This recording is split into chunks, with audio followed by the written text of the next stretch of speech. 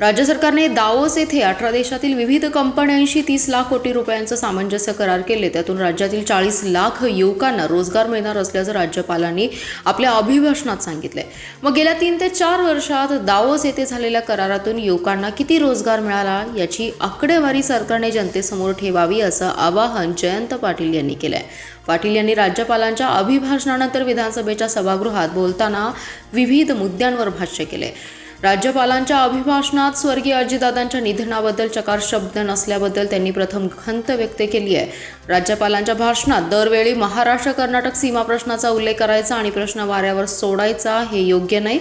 राज्याचे मुख्यमंत्री हे वकील आहेत, त्यांचे सर्वांशी चांगले संबंध आहेत। त्यांनी हा प्रश्न पटलावर आणून हा प्रश्न मार्गी लावून सीमावासियांना दिलासा द्यावा असा टोला लगावलाय।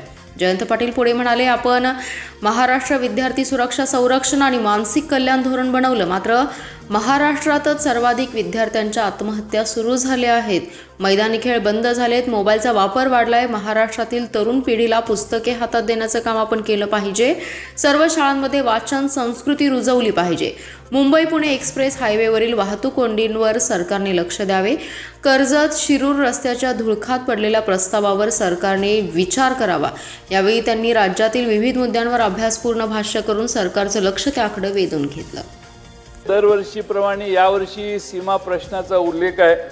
अध्यक्ष महोदय, राज्य सरकार कटिबद्ध असल्याची सीमा प्रश्न सोडवण्यासाठी गर्जना राज्य सरकारने दिली आहे।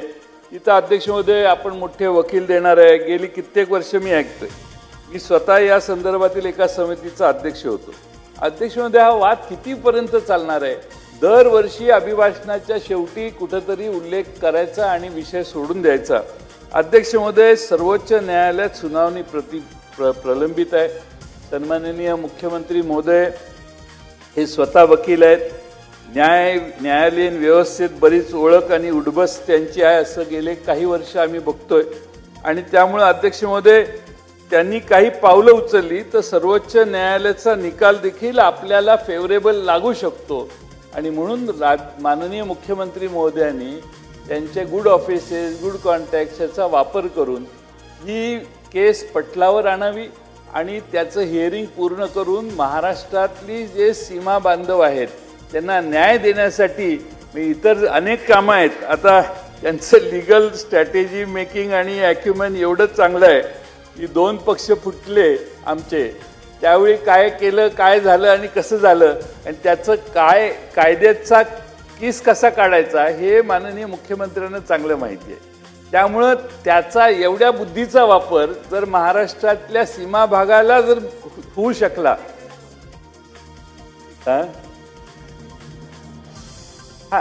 ते काय जसं मगाशी सांगितलं की 3 इडियट्स मधलं वाक्य, सरकारची भाषा राज्यपाल बोलतात, तसं सरकारच्या डोळ्याकडे बघूनच वर्ण हालचाल होत असेल असा माझा अंदाज आहे। माझा आक्षेप नाही, नाही तर तुम्ही उभं राहाल लगेच। पण अध्यक्ष महोदय, माझी विनंती आहे की या सीमा प्रश्नाला माननीय मुख्यमंत्र्यांनी मनावर घेतला आणि माझा भातखळकर साहेब विश्वास आहे, एकदा त्यांनी विषय मनावर घेतला तर सुप्रीम कोर्टाला देखील ते सांगून ती केस लवकर लावून मेरिटनं आपल्या बाजूने निकाल कसा लावायचा हा प्रयत्न ते करू शकतात। म्हणून सभागृहात आपल्या मार्फत अध्यक्ष महोदय माझी त्यांना विनंती आहे।